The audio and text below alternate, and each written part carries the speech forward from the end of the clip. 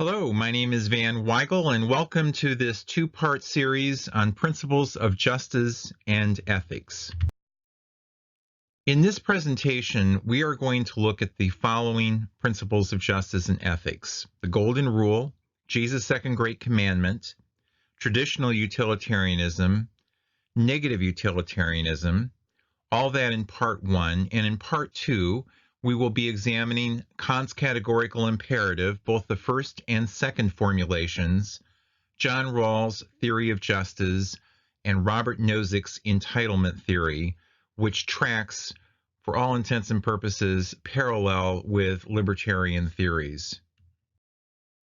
We begin with the Golden Rule. As I emphasized in the Introduction to Business Ethics, you would be hard-pressed to find a better ethical principle than the Golden Rule. Do unto others as you would have them do unto you. Not only is this ethical principle seen in virtually every culture, but also it is a principle that is simple enough that anyone from any generation can understand its import. The key idea behind the Golden Rule, and what I think drives it as an important ethical principle, is this understanding of adopting an empathetic standpoint. Studies on children have indicated that between ages 7 and 12, there is a pro-social revolution that takes place as children develop and understand that their actions have an impact on other individuals. Truth be told, children can be quite cruel at an early age until they really develop this sense of empathy and the ability to understand how their actions impact the feelings of others. So what this principle does is basically key into what is indeed a really important human capability, the capability of empathy and compassion, and has virtually universal appeal. Later in the course, you're going to read a book called Leadership and Self-Deception that is in effect a kind of a parable about the Golden Rule. And I think that that book in particular will underscore the intense power of this very simple, elegant ethical principle. Now, despite all of the strengths of the Golden Rule, I am obligated to point out a couple of weaknesses that need to be taken into account. To my mind, they're not serious weaknesses, but I'll let you make the judgment of that. The first problem could be termed the problem of fanaticism. R.M. Hare, in a book published in 1963 called Freedom and Reason, said that the Golden Rule had a problem with respect to what he called the problem of fanaticism. And he gave this illustration. Let's say that I am a German SS soldier, and I am convinced that I am doing the world a favor by killing as many Jews as possible, ridding them from the face of the earth. And then in my murderous rampages in Auschwitz and Dachau and elsewhere, I determine that through a blood test that just happened to be done on me, that I have Jewish blood coursing through my veins, and I wasn't aware of that. So what am I going to do with my ideology of Nazism and killing Jews when I myself am part Jewish, as I discovered? The normal reaction on the part of people would be to reevaluate their belief system, because now I must commit suicide if I am taking my beliefs in Nazism seriously. But Hare pointed out that a fanatic would kill himself under this circumstance. And so that would be one example of someone who could not be trusted, if you will, to apply the Golden Rule and come out to a good conclusion. One way of thinking about this in a less dramatic sense would be somebody who believed that it's a dog-eat-dog world out there, kind of a law of the jungle, and everybody, in order to move up the corporate ladder, needs to to betray people from time to time as they're climbing the corporate ladder. So if I am befriending a work colleague with the idea that I'm going to betray them at the first moment, I could potentially adopt the golden rule and come out with a bad fanatical sort of conclusion along the lines of my friend who I'm going to betray and make him look bad so that I can advance should understand himself that it is a dog eat dog world, and there should be no expectation that I'm going to be true to the canons of friendship and my nice words that I'm saying to him and then saying other things to others because I want to eke out some kind of advantage in this organizational environment. That, like the Nazi, would be an issue of where an extreme belief would lead one astray, and the golden rule would not be able to correct for that. Then there's the other problem that could be called the problem of application. And this deals with whom am I going to do the golden rule application when I'm in a situation where there are intrinsically certain winners and losers. And I use the example of the North American Free Trade Act that came into force in January 1st, 1994. And the idea of the North American Free Trade Act was that the governments of the United States, Canada, and Mexico would liberalize their trading restrictions so as to open up a kind of a common trading area that would benefit all three countries. When NAFTA was brought into force, it was understood that certain sectors of our society would be winners and losers. Winners would include, for example, Detroit auto workers, because there would be a greater potential for automobiles made in the United States to be marketed in Mexico. Another example of a winner would be Iowa corn farmers, because they would be able to sell more corn to Mexican citizens directly. But there would also be losers in this arrangement. One group would be apparel workers in North Carolina and South Carolina, who would lose their jobs, and another group that would be considered losers outside of the United States would be farmers in Mexico who would have to compete with Iowa farmers. And Iowa soil is renowned the world over as being among the richest soil that one could use to cultivate corn. And then we have groups that would be in the maquiladoras on the border of the factories on the border of the United States and Mexico, who would benefit from the increased trade between the U.S. and Mexico. So that would include the owners of those factories, and it would also include the Mexican workers, even though they were significantly underpaid relative to their U.S. counterparts. They still were decent jobs for people. And then you have the issue of the environment.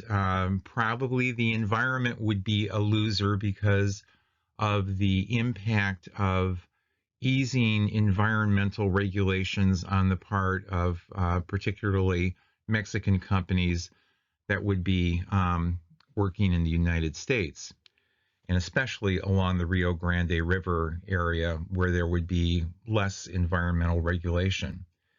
So the question would be, if you were a senator in a state, say North Dakota, that did not have any skin in the game, what would you do in terms of voting for or against the North America Free Trade Agreement if you wanted to apply the golden rule in this situation? Would you side with the apparel workers in North Carolina and South Carolina, or the auto workers in Detroit, or the farmers in Iowa, Or would you side with the Mexican farmers or the people who were working in the maquiladoras? Whom would you actually identify to do the golden rule application? And obviously, this is a pretty complex matter. It's not evident that you would go in one direction or another intrinsically because of the golden rule. So this problem of application is serious, but I would say that, like the problem of application, problem of fanaticism, it is not a fatal flaw of the golden rule. It just gets messy as you interpret it in certain more extreme circumstances. Our next ethical principle is Jesus' second great commandment: love thy neighbor as thyself. And this is taken from Leviticus chapter 19, verse 18. And it comes to us now through a very famous exchange that took place between Jesus and a scribe, or a learned individual of Jesus' day, who was asking Jesus a very sincere question. What he was interested in is finding out, to what extent has Jesus fulfilled the law and the prophets as he claimed? What is it that is distinctive, unique, different about his teachings over against other teachers that have come before him? And Jesus responded by saying that everything that he is saying could be summed up into two commandments. It was an incredible statement of simplicity. First, the Deuteronomy 6:4, or the Shema, love the Lord your God with all your heart, soul, and mind. And the second great commandment is like it: love thy neighbor as thyself. And so with these two commandments, one that emphasized the need for a vertical relationship with God, to have genuine devotion to God, and the second, the commandment that emphasized the importance of love and having right relationships with other people, it really was an incredibly important event in the history of Christianity, that conversation, because it gave Jesus' followers guidance as to what it is that his teachings were all about. Now, what is significant about Jesus' second great commandment is that this principle invites people to embrace one another as neighbors with an ethic of love. And that notion of love has energized Christian ethics throughout the decades and centuries since then, because of the simplicity of this idea of loving your neighbor as thyself. Now, like the golden rule, there are also some interpretive issues that I want to call to your attention with regard to Jesus' second great commandment. One of these could be termed the problem of self-love. What if I don't like myself? What if I don't love myself? Does that mean that I am exempt from loving my neighbor as thyself? This is quite a difficult question because, truth be told, most of us have ambivalent feelings about ourselves, and in some cases, maybe don't like ourselves or love ourselves. That's a pretty normal human emotion because we're aware of our frailties and failings. So one way that you could think about this, though, is, do we as human beings have a desire to have the best things for ourselves, to aspire to having good things happen in our lives? And is that the kind of self-love that Jesus was referring to? For instance, I may be perched on top of a building ready to step off and commit suicide. What is motivating me at that moment to end my life? It could be a whole host of things, of course, but one of the fundamental considerations here, factors, is that I am dealing with the extreme despair that the good things that other people experience in life are denied to me. And although I would hope for a different life, I would hope for happiness, I have found no happiness, and therefore I'm ending my life.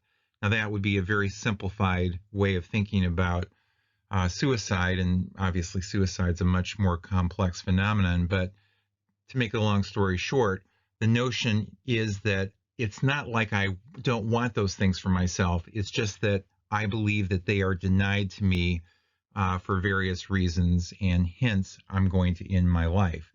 Even at that moment of despair, there is still the glimmer of of self-love, in the sense of wanting the best for myself. Now, there's the second issue that's a pretty fascinating issue, which is, who is my neighbor? Love thy neighbor as thyself. What's striking about this is it was a question that Jesus' disciples raised of Jesus himself, and Jesus responded with the parable of the Good Samaritan.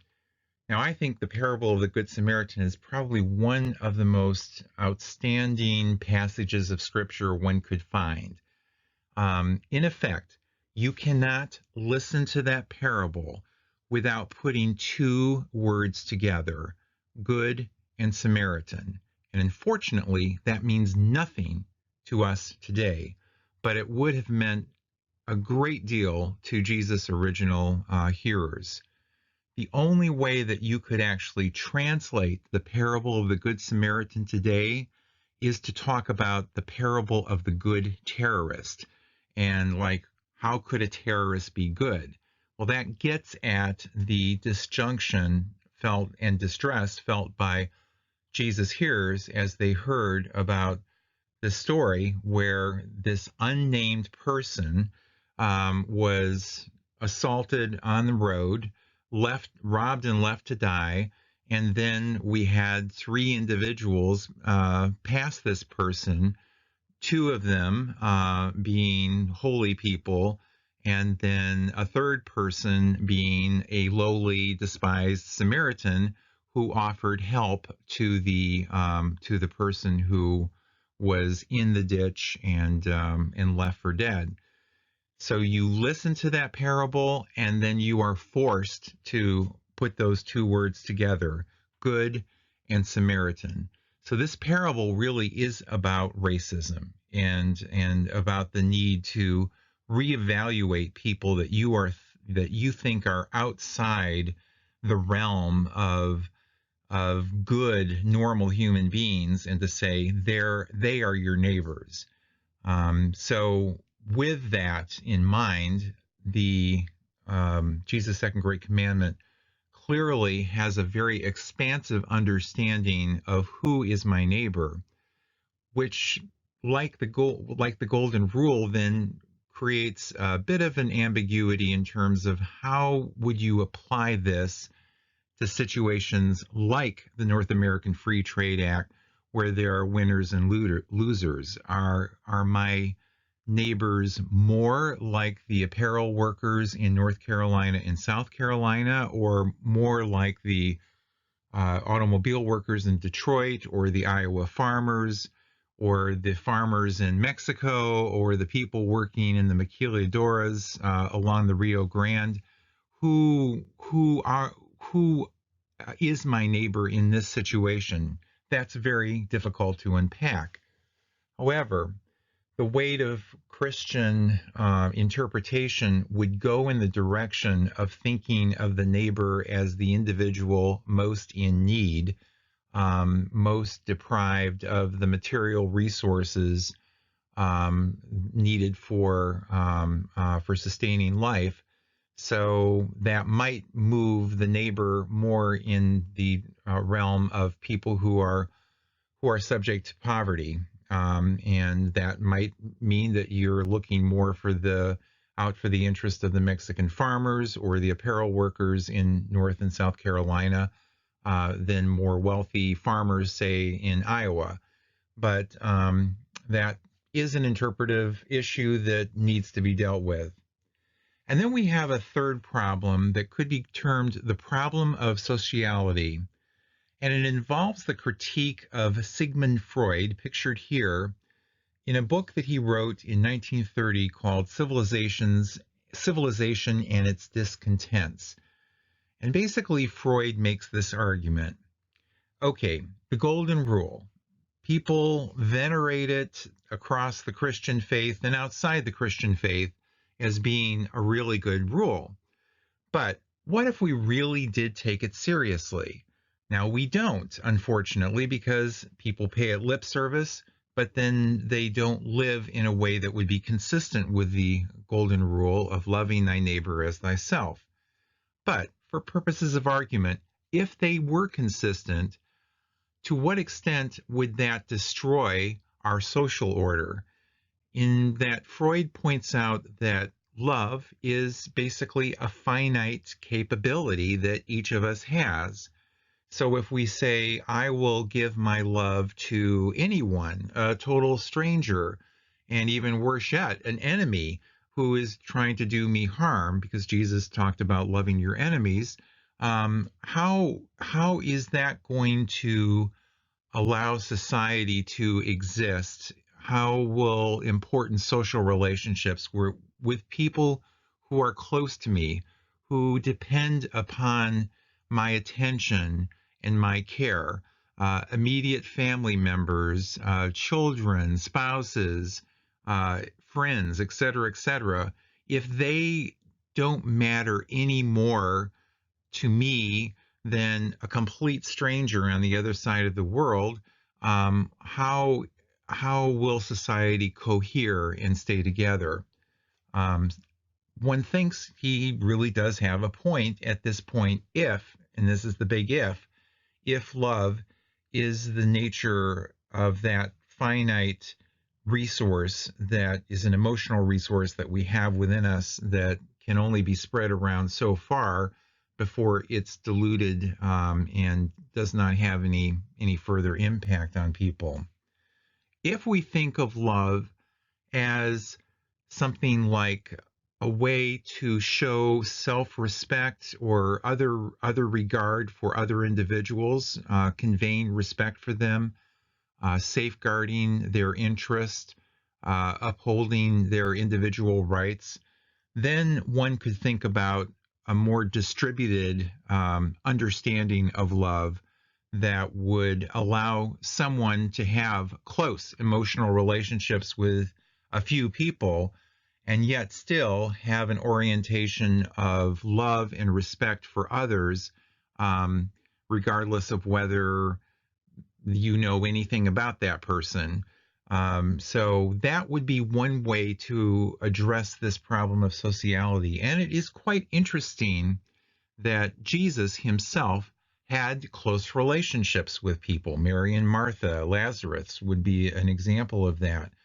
So the close relationships that he had with individuals did not seem to take away from his general ability to love others. So one thinks that this powerful critique offered by Sigmund Freud does have a solution if we understand love in a different, less emotionally freighted manner. Now, we turn to traditional utilitarianism, and we have already discussed utilitarianism to a small degree in the introduction to business ethics. And basically, utilitarianism has as its orientation this principle: actions are right in proportion to their tendency to maximize happiness, pleasure, or some other human good. And the key idea with utilitarianism is not selfishness. It's not like thinking, okay, what will give me the most utility as an ethical decision maker? No, instead, it's an attempt to try to track who is impacted by my actions, or if I'm acting in concert with other people, the policies that we are actually bringing into being. Who is impacted? How are they impacted? What is the nature of that impact? And can that impact be measured? And that is a fundamental belief that in some ways we would be able to aggregate the total result of an action or a particular policy and be able to make some kind of judgment as to whether more good things are happening as a result of that action or policy, or bad things. Now, as one might expect, there are some substantial interpretive issues associated with utilitarianism. Pictured here is the founder of utilitarianism, Jeremy Bentham, in the upper right-hand corner of the slide, and beneath him, John Stuart Mill, who rescued utilitarianism from an early death because of his distinction between lower and higher pleasures. Well, we begin with one of the big concerns, and that is the problem of commensurability. How is it possible, in light of the fact that people experience good things and derive pleasure from things in different ways, how is it possible to compare the experiences of different individuals in ways that could allow a utilitarian observer to aggregate the impact of a particular action or policy and determine whether the outcome was good or bad, depending upon what measure is being employed? And a complicating factor here has to do with the distinction between cardinal and ordinal utility. Ordinal utility is a pretty simple idea, and that is that it suggests that I can know the difference between having less or more utility as a decision maker who is experiencing something. If I have more real income and wealth, I have the potential for more utility satisfied from that for my consumption budget than if I had less real income and wealth. However, there is the problem of what if I put no value on additional consumption, and truth be told, a lot of people are really, really unhappy who are also very wealthy.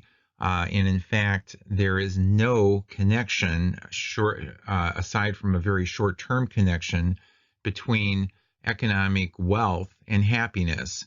The data is very clear that getting a raise, for example, or winning the lottery is like getting an injection of a drug that quickly wears off, and I'm pretty much back to where I started from after the effect of that positive event, getting a raise, winning the lottery, is over. So ordinal utility is just simply making the statement that individuals can experience better utility states if they have more resources. But I think it could be questioned whether that means very much in the final analysis based on the data that we have from happiness studies. Cardinal utility is a much stronger concept. It's basically the belief that it is possible to assign a particular number to the degree of satisfaction, utility, enjoyment that somebody experiences with particular outcomes, or of course the degree of disutility, pain, unhappiness associated with those outcomes.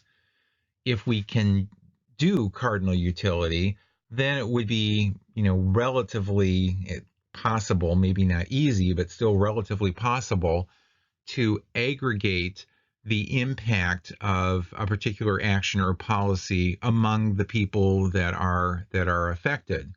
But conceptually, how do you do that? It seems very, very difficult.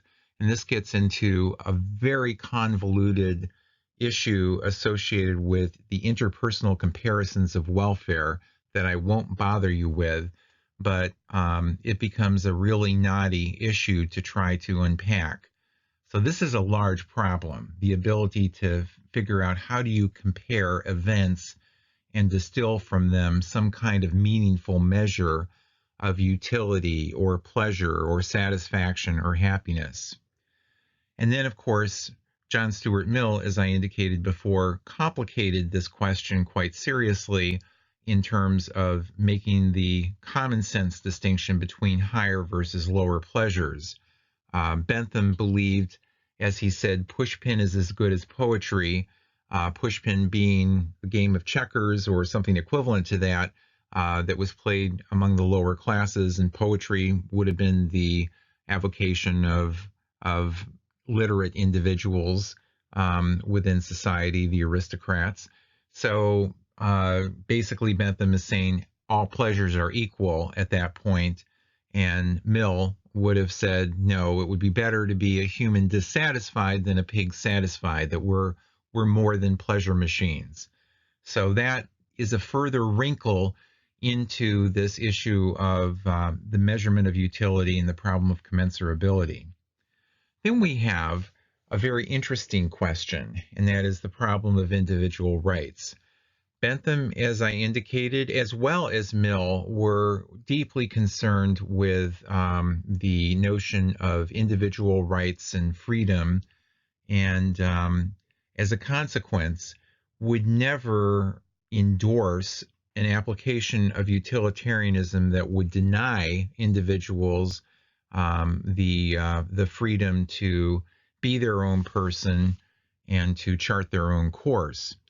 However, in the desire for achieving some kind of social optimum of utility, one could think that there could be societies that could conclude, we might be better off if we enslave this particular group in order to maximize our utility, maybe because of a judgment that they do not have the same capabilities, the same ability to develop into normal, productive human beings. And so therefore, we're going to oppress them and keep them under our thumb and allow them to service us in a variety of areas so that our overall utility can be maximized. No question about it, both Bentham and Mill would not approve of that. But there's nothing intrinsic in utilitarianism to say that that outcome would be forbidden. And that's a pretty giant problem. And then we have the problem of prediction, or you might think of this as the problem of unintended consequences. Do we really know what will happen? And the fact is, we don't. We can make predictions, but predictions can go awry. And one could also make an argument that some of the greatest, most courageous actions that have been done in human history have been done in context of utter desperation, that no one would look at a situation and say, oh, let's go ahead and start a social revolution, for example, because we've got a great chance of success. 9 times out of 10, there isn't going to be a chance of success. It will be suppressed, and as a consequence, maybe people shouldn't risk their lives to try to take a stand for justice. So if you used utilitarianism consistently as a decision framework, the chances are great it would not yield the kinds of courageous, decisive decisions that have been literally world-changing throughout U.S. and world history. So I tend to think that this problem of prediction is a very large issue.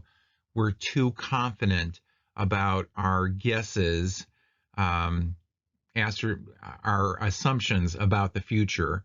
And as a consequence, this approach to thinking about ethics from a teleological standpoint, the consequences can really yield some negative consequences and suppress what would be important moments of ethical courage on the part of people. It is striking that whistleblowers are often motivated by non-utilitarian and religious reasons in terms of their decision to call into question practices that they become aware of during their everyday work. And those whistleblowers know that if they complain about a particular practice or make that known to the general public, they're going to be a pariah within their workplace, and that they and their family will experience retribution of all sorts. And yet, the courage of whistleblowers has been so significant in terms of bringing to light bad practices that we really depend upon the courage of those individuals. And once again, it's really difficult to see how you can get to the point of taking a courageous action if you're only thinking about what are the likely outcomes of this. People just wouldn't do it. Despite the conceptual problems of traditional utilitarianism, negative utilitarianism has some real promise, I think, as an ethical theory, because it is a more simpler ethical principle to apply. Negative utilitarianism holds that actions are right in proportion to their tendency to minimize harm. So instead of thinking of this in the framework of traditional utilitarianism, like a cost-benefit analysis, where we're trying to weigh both positive and negative outcomes, negative utilitarianism is focused on a cost-effectiveness analysis. How can we approach a situation so as to minimize harm?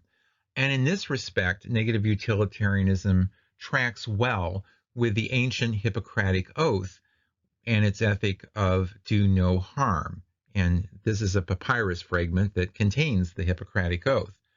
Pain is much easier to comprehend than pleasure.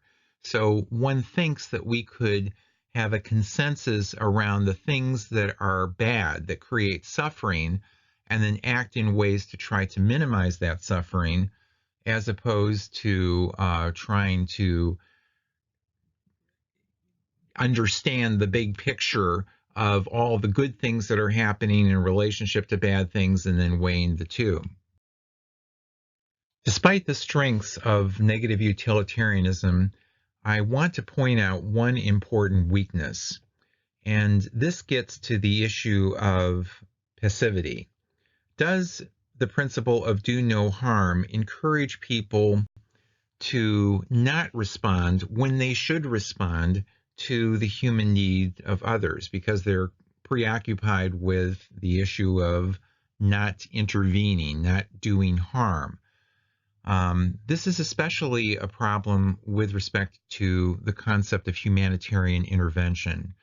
The Rwandan massacre that took place in 1994, that involved the struggle between the Hutus and the Tutsis, led to the deaths of thousands and thousands of people.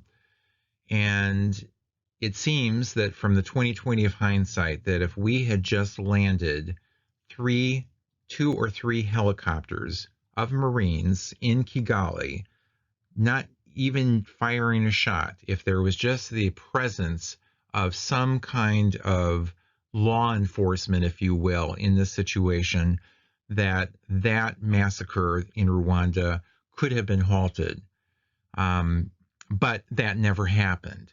And so this is, I think, a cautionary tale that despite the advantages of this principle of do no harm, it could really be the wrong medicine in different kinds of context, definitely such as this one. So that concludes part 1 of the Principles of Ethics and Justice, and we'll see you in part 2.